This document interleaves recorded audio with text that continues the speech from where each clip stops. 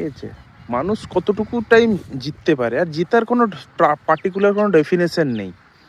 শুধু মানে কি স্কুল লাইফে ফার্স্ট হলেই তুমি ভালো ছেলে, বা কলেজ লাইফে তুমি কলেজ টপার হলেই তুমি ভালো ছেলে, তুমি বেস্ট, তুমি সাকসেস, বা তুমি একটা ভালো চাকরি পেয়েছো মানে তুমি সাকসেস। That's not matter. এটা ফালতু কথা। আমি কত মানুষকে দেখেছি যে ভালো জায়গায় চাকরি করে কিন্তু শারীরিকভাবে অনেক অসুস্থ ভেতর থেকে। অনেক বড় বড় স্কুল টপার কলেজ টপাররা একটা সময় হারিয়ে যায়, ঠিক আছে? এটাই হয়। আবার অনেকে আছে, ব্যতিক্রম তো প্রতিটা জিনিসে আছে, যে অনেকে খুব ভালো ভালো জায়গায় গেছে, এটা ভুল কথা। কিন্তু আমার মনে হয় যারা অর্ডিনারি বা যারা মিডিওকার, তারা সব পরিস্থিতিতেই মানিয়ে গুছিয়ে চলতে পারে, লড়াই করতে পারে। আর জীবনে কি বললাম, জীবনে সাকসেস খুব কম আসে, জীবনে ফেলিওরটা বেশি। কি বললাম, জীবনে সাকসেস খুব কম আসে, ফেলিওরটাই বেশি।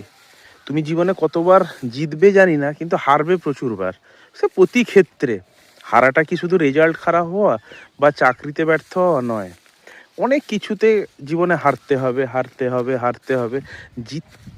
জেতাটা খুব কমই হয় জীবনে, জেতাটা খুব কম হয়। অথচ মানুষ সারা জীবন যেদিন থেকে বুঝতে শিখেছে, যেদিন থেকে মানে নিজের করতে শিখেছে, এটা আমার, সেটা আমার, আমাকে এটা হতে হবে, আমাকে ফার্স্ট হতে হবে, আমাকে কলেজ টপার হতে হবে, আমাকে ডাক্তার হতে হবে, আমাকে ইঞ্জিনিয়ার হতে হবে, আমাকে ভালো গায়ক হতে হবে, ভালো মাস্টার হতে হবে, সেদিন থেকে সে আর বাঁচতে ভুলে গেছে। দেখো বন্ধুরা, জীবন একটাই, যাই আছে সেটা নিয়েই যদি তুমি সুখে থাকতে পারো, অ্যাডজাস্ট করতে পারো, তাহলে তুমি ভালো থাকবে। জীবনে যদি অ্যাডজাস্ট না করতে পারো, তাহলে তুমি সব জায়গায় ব্যর্থ হয়ে ফিরে আসতে হবে। তো আগে আমি বলবো যে অ্যাডজাস্ট হতে শেখো সব জায়গাতেই, পরিবারের সাথে, বন্ধু বান্ধবের সাথে, স্কুলে কলেজে মাস্টারদের সাথে অ্যাডজাস্ট করতে শেখো। আর একটা কথা বলবো, মানে এই বাদ বিচার জিনিসটা খুব খারাপ, যে এটা ভালো সেটা খারাপ, এ ভালো সে খারাপ, এগুলো কি দরকার? আমার নিজের মধ্যেই অনেক ভুল আছে, আমার নিজের মধ্যেই অনেক ত্রুটি আছে, সেখানে আমি কি করে লোকের বাদ বিচার করব? তো আমার মনে হয় আমাদের